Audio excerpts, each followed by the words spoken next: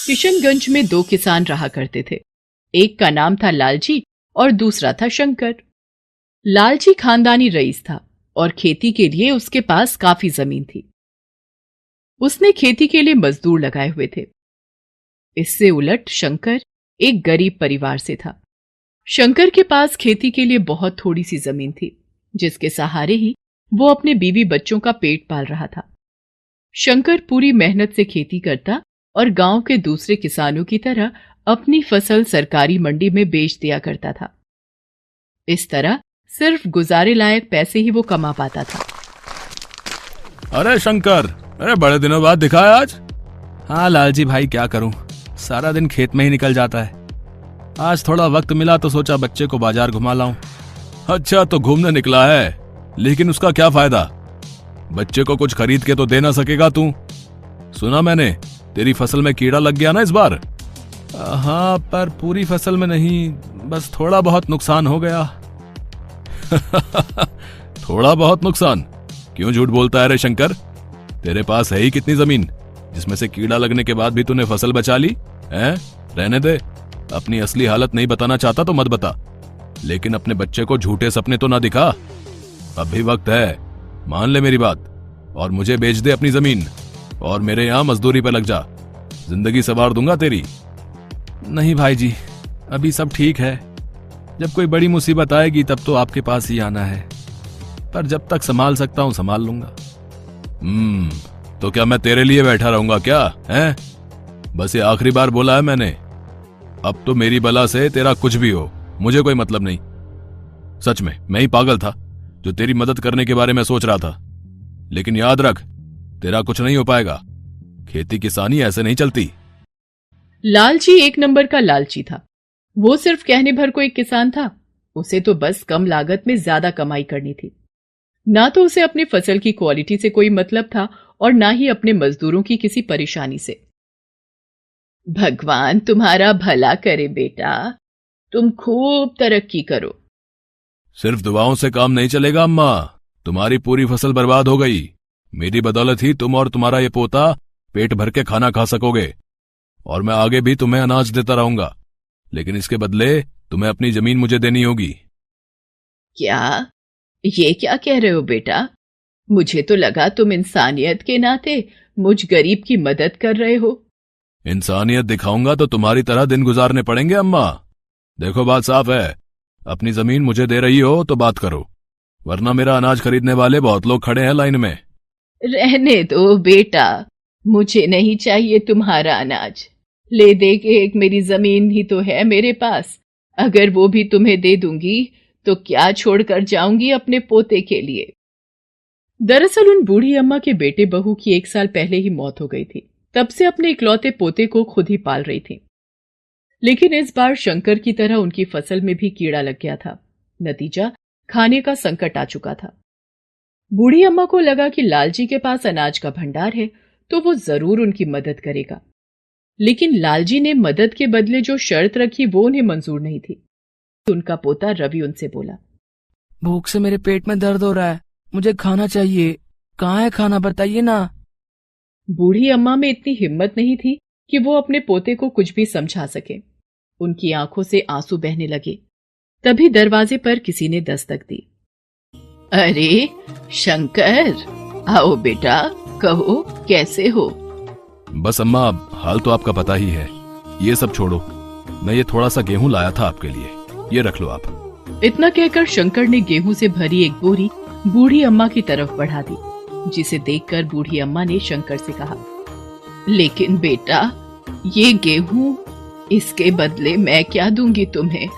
मेरे पास तो कुछ भी नहीं है। ना अम्मा, मुझे इसके बदले कुछ नहीं चाहिए। मैं तो बस आपकी मदद करने आया हूँ। मेरी फसल तो फिर भी थोड़ी बहुत बच गई, लेकिन आपके खेत में तो कुछ भी नहीं बचा, तो आप ये गेहूं रख लो। सच में बेटा, तूने साबित कर दिया कि इंसानियत अभी भी जिंदा है। एक तू है जो खुद मुसीबत में है लेकिन फिर भी दूसरों के बारे में इतना सोचता है, और एक वो मुआ लालजी, तुझे पता है, वो ऐसी ही एक बोरी अनाज के बदले मुझसे मेरी जमीन मांग रहा था। तो कहीं आपने अपनी जमीन उसे दे तो नहीं दी ना? नहीं, मैं उस लाल जी की नीयत समझ गई थी। मुझे पता है मेरी जमीन लेने के बाद वो मेरी मदद कभी नहीं करता। कोई बात नहीं अम्मा, जो हुआ उसे भूल जाओ। ये अनाज रखो और फिलहाल इसी से काम चला लो। बाकी मैंने मुखिया जी से बात की है, वे शहर से कुछ लोगों को बुला रहे हैं जो अब की बार फसल बोने से पहले ही सारी जांच कर लेंगे। साथ ही ऐसी दवाई भी देकर जाएंगे जिसके छिड़काव से हमारी फसल को कोई नुकसान नहीं पहुंचेगा। बहुत अच्छे बेटा, जुग जुग जियो, जुग जुग जियो। शंकर की मदद बूढ़ी अम्मा के लिए वाकई बहुत बड़ी थी। शंकर हमेशा से ही ऐसा करता था। उसके खुद के हालात चाहे जैसे भी हों, वो जरूरत पड़ने पर हर किसी की मदद किया करता था। यही वजह थी कि एक गरीब किसान होने के बाद भी गांव में सभी शंकर को बहुत मानते थे और हर फैसले में उसकी राय जरूर ली जाती थी। राम राम मुखिया जी। राम राम शंकर, बस तुम्हारा ही इंतजार था। एक जरूरी मसला है जिस पर बात करने के लिए सबको बुलाया है मैंने। जी बताइए, क्या बात है? तुम्हें तो पता ही है, मैं इसी हफ्ते शहर गया था फसल की जांच करने। वहां से जानकार लोग बुला लिए हैं मैंने, पर वहां मुझे कुछ और लोग भी मिले। शंकर वो फसल खरीदना चाहते हैं सीधे हम लोगों से, वो भी बिना मंडी ले जाए, और दाम मंडी से 3 गुना ज्यादा दे रहे हैं। बस उनकी शर्त यह है कि फसल का लेन देन सीधे सीधे होगा और फसल की कीमत भी 1-2 महीने बाद मिलेगी। लेकिन कोई ऐसा क्यों करेगा मुखिया जी? मुझे समझ नहीं आ रहा। जब मंडी से वो लोग सस्ते में अनाज खरीद सकते हैं तो हमसे सीधे बात करने का क्या मतलब? मुझे तो दाल में कुछ काला लग रहा है। तू खुद काला है, इसलिए तुझे सब काला नजर आ रहा है। अरे तू फटीचर कहीं का है, तुझे क्या पता कैसे होता है कारोबार? मुखिया जी, आपको इससे क्या राय लेनी है? इसकी तो खुद की फसल लुटी पिटी पड़ी है। ये क्या बताएगा हम सबके लिए क्या ठीक है और क्या गलत है? लाल जी जरा शांत हो जाओ। माना कि शंकर की फसल इस बार खराब हो गई, लेकिन इसका यह मतलब तो नहीं कि वो गांव के अहम फैसलों में शामिल करने लायक नहीं है, हैं? हाँ तो शंकर बोलो, क्या कह रहे थे तुम?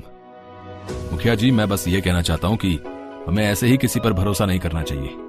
हम चाहे तो शुरुआत में थोड़ी बहुत फसल उन लोगों को देकर देख सकते हैं, फिर जो भी नतीजा होगा उसी के हिसाब से आगे का फैसला करेंगे। हाँ, और वो लोग इंतजार में बैठे रहेंगे हैं कि हम कब उन पर भरोसा करें और तब वो हमारी फसल खरीदें। अरे वो लोग हमें मंडी से ज्यादा कीमत दे रहे हैं, और क्या चाहिए? लाल जी, शंकर ठीक कह रहा है, इतना उतावला होना ठीक नहीं है, और अगर हम उन्हें परख लें तो इसमें बुराई ही क्या है? फैसला हो चुका था। शंकर की बात मानकर गांव के किसी भी किसान ने अपनी फसल बेचने का तरीका नहीं बदला, सिवाय लाल जी के। उसने अपने गोदाम में रखा अनाज का एक एक दाना उन शहरी लोगों को बेच दिया, वो भी बिना किसी कागजी कार्रवाई के। उन लोगों ने लाल जी को 2 महीने बाद पूरा भुगतान करने का वादा किया, जो कि एक झूठ था। 2 महीनों बाद लाल जी ना तो उन लोगों तक पहुंच पाया और ना ही अपने अनाज की वाजिब कीमत ही उसे मिल पाई। नतीजा, लाल जी को बहुत बड़ा नुकसान हुआ था।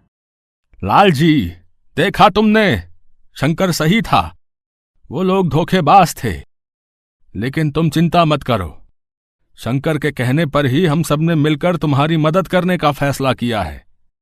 हम तुम्हारा नुकसान तो पूरा नहीं कर सकते, पर तुम्हें और तुम्हारे परिवार को खाने पीने की दिक्कत ना हो, हम सब इस बात का ख्याल रखेंगे। लालजी ने मुखिया जी के सामने हाथ जोड़ लिए। वो शर्मिंदा था। पास ही खड़े शंकर से नजरें मिलाने की उसमें हिम्मत नहीं थी, क्योंकि आखिरकार ये साबित हो ही चुका था कि कौन असली किसान है और कौन नकली किसान।